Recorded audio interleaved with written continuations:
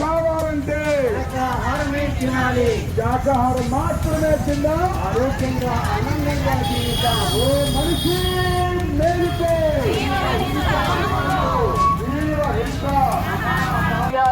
ధ్యానం అంటే శ్వాస మీద ధ్యాస చెయ్యాలి. జగద్గురు బ్రహ్మర్షి పితామహ పత్రిజీ మహారాజ్ కి, జగద్గురు బ్రహ్మర్షి పితామహ పత్రిజీ మహారాజ్ కి, జగద్గురు బ్రహ్మర్షి పితామహ పత్రిజీ మహారాజ్ కి చేస్తూ మరి ఆయన మార్గంలో మనం ప్రయాణిస్తున్నామా మిత్రమా? ఒక్కసారి ఎవరికి వారు ప్రశ్నించుకోండి.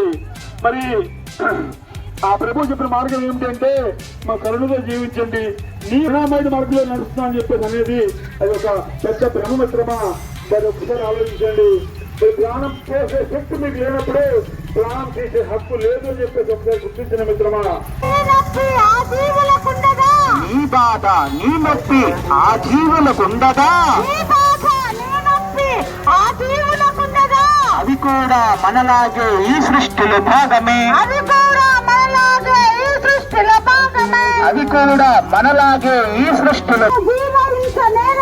జీవహింస పాపము, జీవహింస నేరము.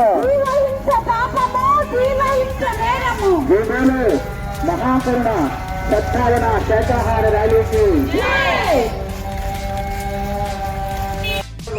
ఎంతో అనారోగ్యం వస్తుంది మిత్రులారా. ఇదే విషయాన్ని ప్రపంచ ఆరోగ్య సంస్థ కూడా తెలియజేస్తుంది. మాంసాన్ని ఆహారంగా తీసుకోవడం ద్వారా ఇదే విషయాన్ని తెలియజేస్తున్నారు. మరి కుంభి మాస్టర్ అందరూ కూడా విషయాన్ని తెలియజేస్తూ మీ ముందుకు వచ్చి మీ అందరికీ కూడా పాంప్లెట్ అందజేస్తున్నారు. శాకాహారం గురించి, జ్ఞానం గురించి.